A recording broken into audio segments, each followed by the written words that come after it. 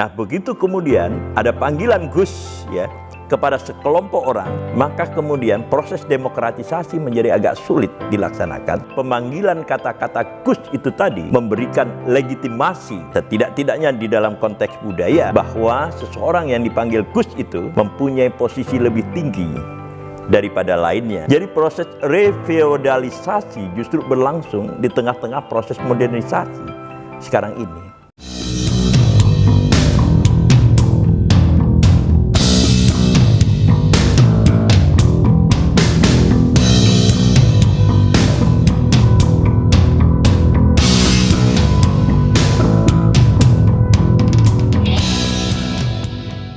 Pecinta Indonesia, bangsa dan demokrasi.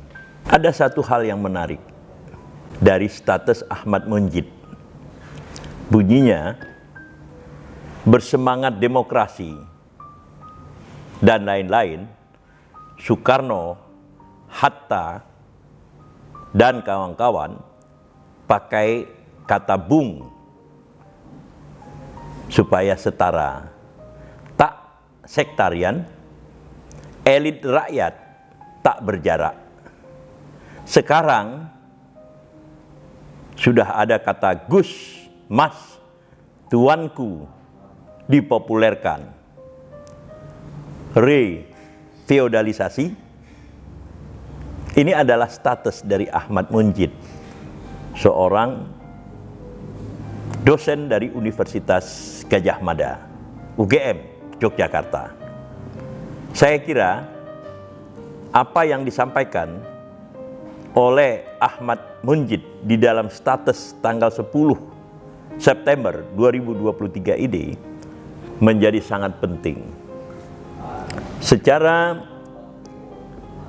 akademik, Ahmad Munjid menunjukkan pernyataan dari antropolog terkenal kita, yaitu Clifford Geertz, yang mengatakan bahwa sebagian besar orang melihat ya, masyarakat itu seperti parade. Ini kata Ahmad Munjid menyetir apa yang dikatakan oleh antropolog Clifford Geertz gitu. Dan seakan-akan tidak ada perubahan. Karena yang dilihat itu adalah sebuah lanskap parade. Tetapi dengan mata tertentu, dengan keahlian-keahlian tertentu, seseorang atau sekelompok masyarakat akademik itu akan melihat adanya sebuah perubahan. Nah, bagi Ahmad Munjid, munculnya kata Gus dan Mas ya, untuk memanggil para pejabat negara, terutama para menteri, itu menunjukkan adanya indikasi tentang perubahan sosial dewasa ini. Jadi kalau misalnya pada masa lalu, yaitu pada masa revolusi, kata Bung, ya, panggilannya seperti Bung Karno, Bung Hatta, Bung Natsir, dan lain-lain, itu digunakan itu untuk menghilangkan, untuk membongkar sikap feodalisme di dalam relasi sosial. Akan tetapi sekarang itu telah muncul kembali setelah Indonesia merdeka lebih dari 70 tahun. Ada hal yang sangat menarik kita lihat di dalam konteks ini, bahwa sebenarnya sumber dari feodalisme, yaitu keraton, ya, para priayi, para bangsawan-bangsawan, terutama di dalam konteks ini bangsawan Jawa, itu telah mengalami ya, declining, perubahan yang kemudian kian lama kian menurun, sehingga kemudian posisi mereka tidak lagi menjadi penting di dalam derap sejarah bangsa Indonesia. Dan memang kalau kita lihat dari konteks ini, telah terjadi proses ya, de-feodalisasi di tengah-tengah masyarakat. Akan tetapi ya, sebutan-sebutan yang khusus, yang sekaligus menunjukkan bahwa dia itu berasal dari dalam dua tanda kutip kelas tertentu, kelas elit tertentu dari kelompok-kelompok masyarakat, itu kemudian justru ya berkembang. Jadi di sini ada shifting, ada perpindahan konsep ya atau sistem gagasan feodal yang sebelumnya ada di keraton-keraton, ya, kerajaan-kerajaan tradisional Jawa, itu berubah kemudian ke dalam ya pusat-pusat kekuasaan kebudayaan yang bisa dikatakan sebelumnya merupakan tandingan. Jadi kata Gus di dalam konteks ini, kata Mas di dalam konteks ini sebenarnya adalah ya pemindahan panggilan-panggilan yang bersifat feodalistik yang ada di dalam keraton, ya, di dalam dunia penguasa tradisional di masa lalu, yang kemudian terpindahkan kepada pusat-pusat keagamaan. Jadi pusat-pusat keagamaan seperti yang sering saya katakan, apakah itu di dalam terutama ya di dalam dunia pesantren, lalu kemudian di dalam organisasi apa yang disebut dengan Nahdlatul Ulama, yang pengikutnya seperti yang sering saya katakan itu berkembang menjadi sekitar 90 juta ya, jiwa, itu telah memindahkan konsep-konsep yang berbau dalam dua tanda kutip ya kekeratonan yang dipindahkan ke dalam dunia pesantren. Dan kata Gus itu pada dasarnya berasal dari kata Den Bagus yang merupakan panggilan untuk para pendiri pesantren.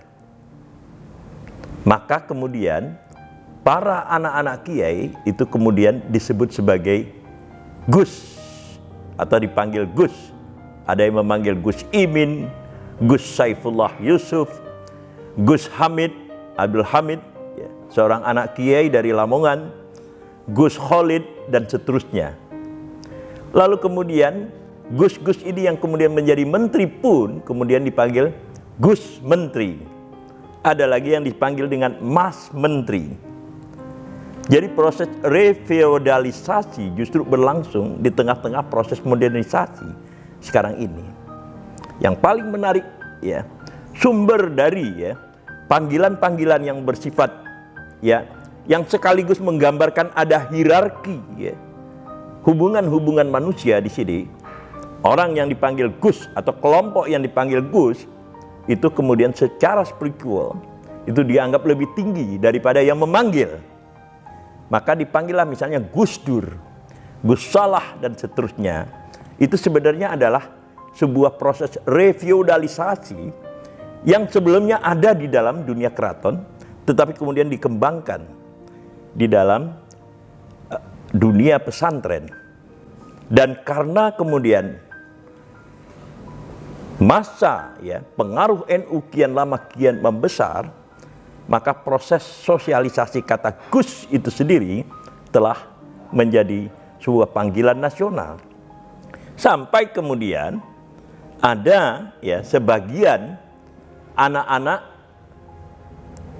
pendiri apa yang disebut pesantren yang berada di luar Jawa, yang pada dasarnya tidak punya tradisi untuk dipanggil Gus, itu mulai terlihat keinginan mereka untuk juga dipanggil sebagai Gus.